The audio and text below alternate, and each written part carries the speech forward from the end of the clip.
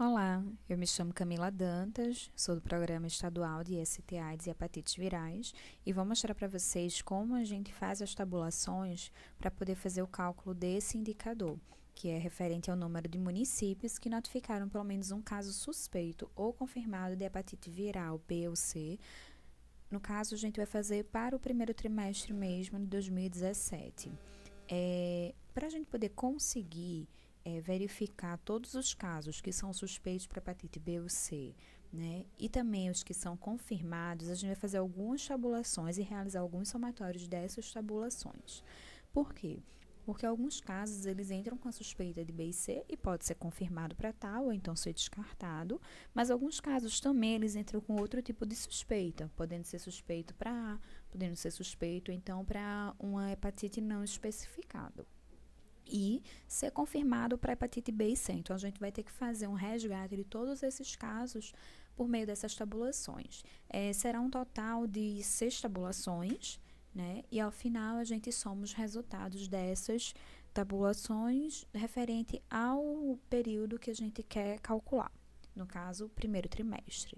Então, para isso é importante a gente estar com a base DBF atualizada, né? Então, aqui no tabuinha a gente vai executar a tabulação, selecionar aqui o DEF de hepatites virais. Como aqui não está aparecendo a base DBF, eu vou clicar nessa janelinha de abrir para poder selecionar a base atualizada. No município, nas linhas eu sempre gosto de deixar o município de residência. Então, eu seleciono aqui município de residência Pernambuco. E na coluna, eu gosto que apareça o mês da notificação. A gente vai trabalhar com mês de notificação, porque a gente quer realmente ver o que é que foi feito, o que é que foi notificado neste período. Referente à atividade do município, a atividade da vigilância epidemiológica do município. Então, aqui a gente coloca o mês de notificação. O ano da notificação, a gente vai selecionar 2017. E mês de notificação, a gente pode deixar selecionado o período que a gente está trabalhando, que é o primeiro trimestre. No caso, janeiro, fevereiro e março. Na outra seleção, a gente vai escolher a suspeita. Inicialmente, a gente vai resgatar todos os casos que foram suspeitos para hepatite B e C e nós já poderemos executar. Ao executar, eu sempre gosto de copiar esse log para o clipboard. Eu abri aqui um arquivo com o nome de monitoramento hepatite primeiro trimestre, porque fica salvo. E aqui a gente pode colar esse log e mais abaixo a gente vai colocar a tabulação. Então, a gente copia aqui também a tabulação, copia para clipboard e a gente cola aqui. Feita essa primeira tabulação, nós vamos agora fazer a segunda.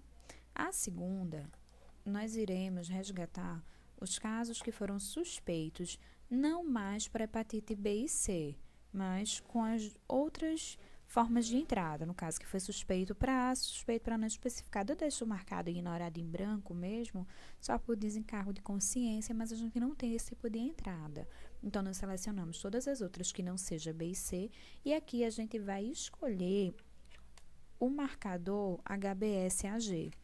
Nesse HBsAg, para poder a gente verificar casos confirmados de hepatite B, a gente considera 3 marcadores. A gente considera aqueles que foram reagente para o HBsAg, a gente considera os que foram reagente para o anti-HBsIgM e a gente considera os que foram reagentes para o HBeAg. Então, a gente vai selecionar aqui o HBsAg, reagente, e vamos executar. Copia para clipboard, joga lá naquele arquivozinho e a gente vai colocar aqui embaixo a tabulação.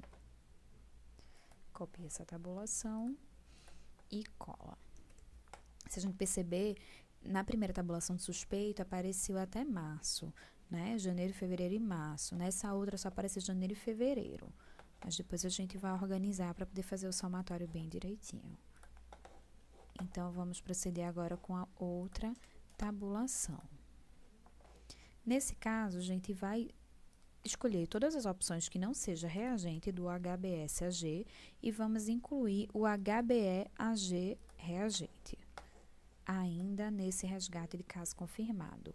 Quando a gente coloca o HBeAg reagente, a gente não tem resultado. Então, a gente copia aqui para clipboard e cola deixando isso aqui bem visível, que realmente não houve nenhum registro. Assim fica mais fácil, né, da gente entender quando a gente for visualizar essa tabulação.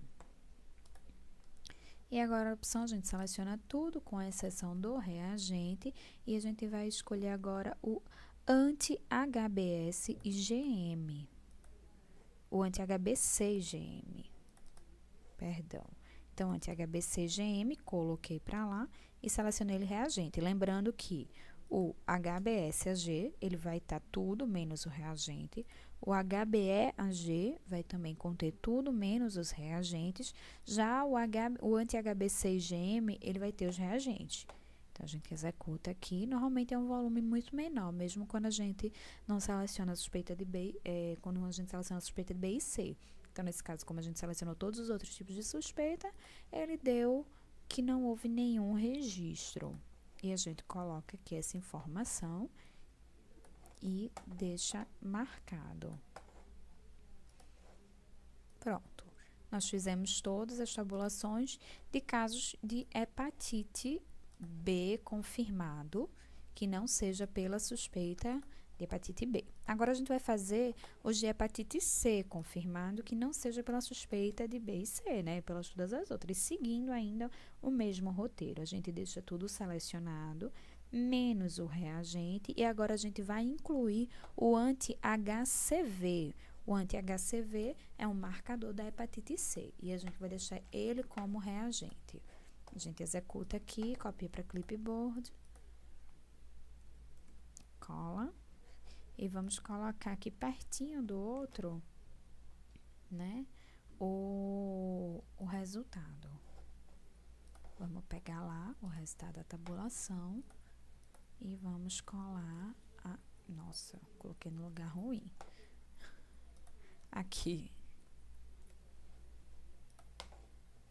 Só copiar aqui de novo, porque eu acabei apertando o botão errado. Prontinho, tá aqui a tabulação. Vamos agora fazer a última tabulação desse processo,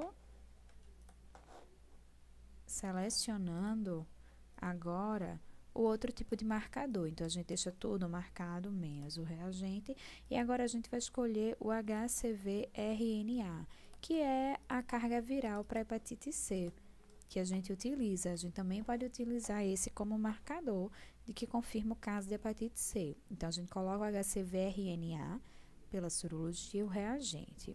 E a gente teve esses resultados daqui. Vamos colocar lá e incluir aqui a tabulação. Prontinho, tá aqui. Temos 6 tabulações realizadas aqui. 1, 2 de hepatite C, 3 para confirmação de hepatite B e aqui o de suspeito de hepatite B e C. Por que é que eu não coloquei os reagentes, os que são confirmados para hepatite B e C, considerando a suspeita? Porque aqui dentro a gente já tem os casos que são tanto descartados como os confirmados. Então, não tem necessidade de eu tabular mais com esse tipo de suspeita. Mas o que é que a gente vai fazer aqui agora? Nesse caso, para poder ficar bem organizado o processo, a gente vai colocar isso daqui para a direita e a gente vai incluir aqui o mês de março.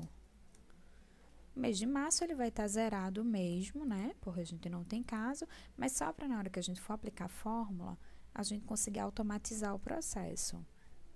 Nesse caso aqui, a gente não teve fevereiro. Então, a gente vai colocar isso daqui para poder abrir uma coluna e incluir aqui o mês de fevereiro também zerado. Todo mês de fevereiro com 0. E nós vamos agora fazer o somatório dessas tabulações.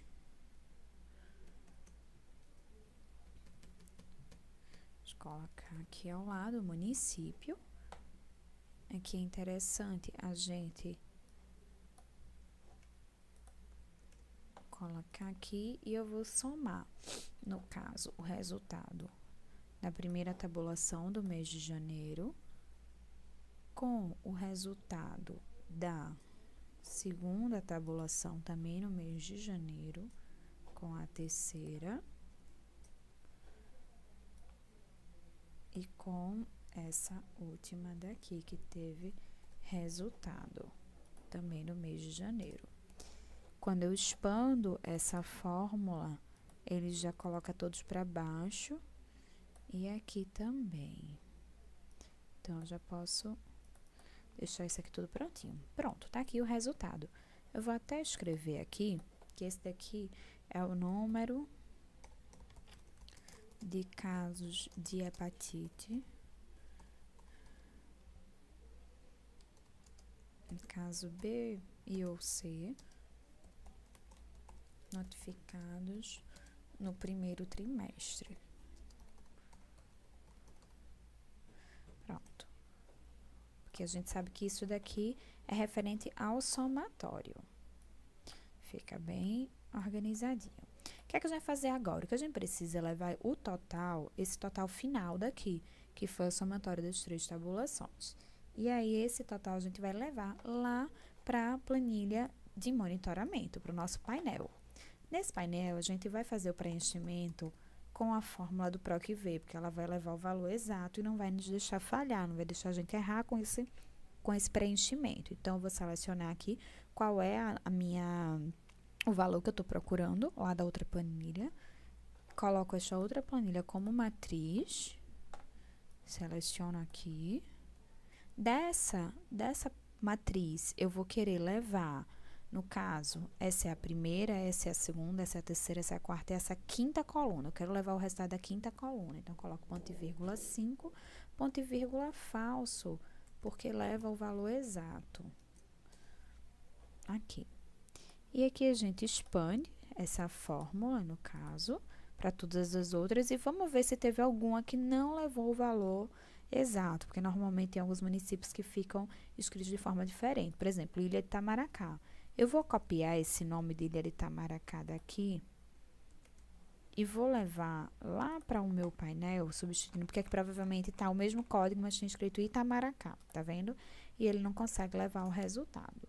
Dessa forma, ele já fica exato. Então, ele já trouxe o valor de volta.